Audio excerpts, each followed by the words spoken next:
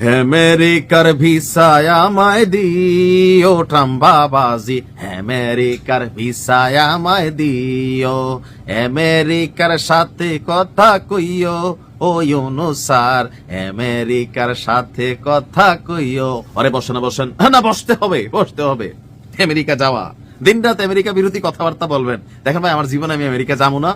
আমি আলহামদুলিল্লাহ আপনাদের দোয়ায় চাইলে বহু আগে আমি আমেরিকা ঢুকতে পারতাম, তবে আমার কখনো ইচ্ছা হয় নাই।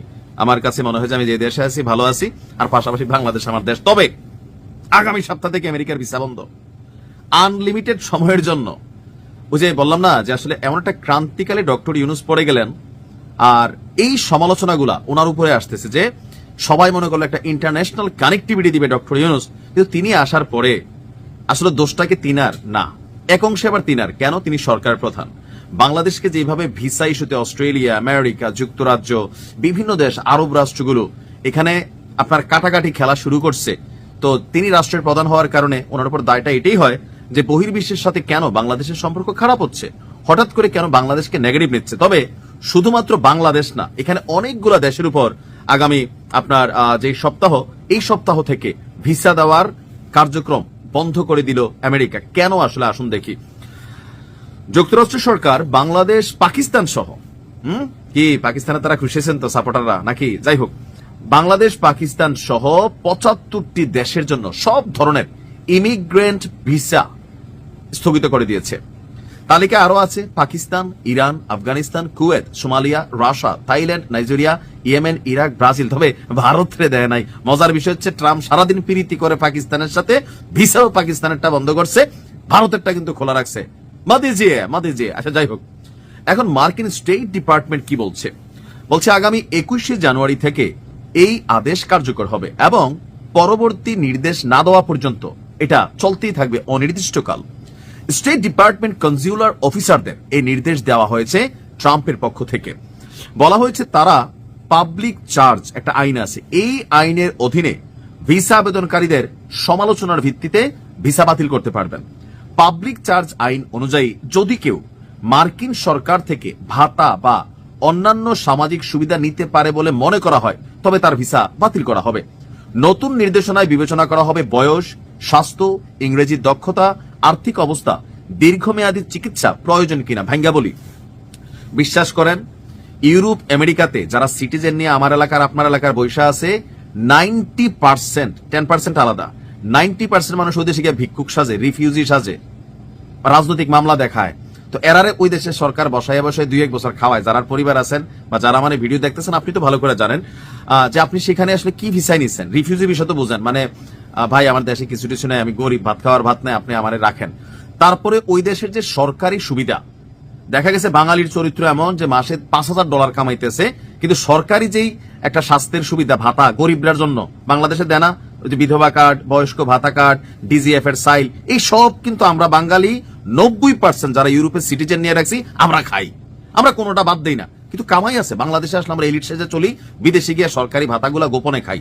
এখন ওই দেশের সরকারও তো বাংলাদেশে যেমন সরকার দেয়, একটা এলাকাতে ইনভেস্টিগেশন হয় না যে আসলে রফিকের বউ কি গরিব, জলিলের বউ কি গরিব কিনা, জলিল কি করে, এরকম কিন্তু একটা আপনার ডাটা বিশ্লেষণ করে। কয়েকদিন আগে ট্রাম্প বলছে বাংলাদেশের 50-এরও বেশি % মানুষ সরকারি সুযোগ সুবিধা ভোগ করতেছে যাদের প্রয়োজন নাই, কিন্তু বাঙালি খায়। দেশে এসে আমরা দান করি, ওইদিকে আবার আমরা দানই খাই।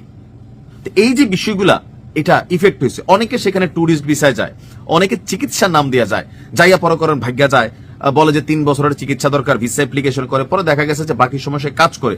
তো এই বিষয়গুলো বিশেষ করে যখন তাদের নজরে আসছে, তারা এই সিদ্ধান্ত নিছে।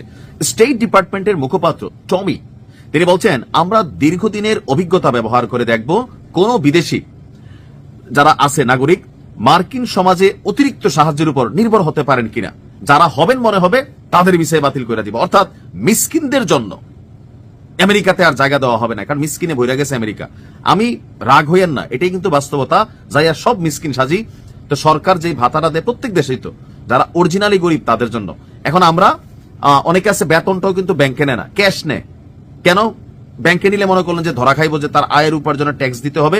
অনেক কিছু কিন্তু বিদেশে আমরা করি। আবার আমরা বাংলাদেশকে দুর্নীতি মুক্ত চাই।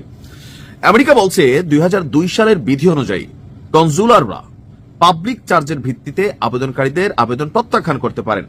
তবে 2019 সালে ট্রাম্প প্রশাসন এই নীতিকে আরো বড় করছে, পরে বাইডেন প্রশাসন সেই নীতিকে কিছুটা কমাইছিল। এবার পুনঃমূল্যায়নের জন্য 75 দেশের ভিসা স্থগিতাদেশ দেওয়া হলো।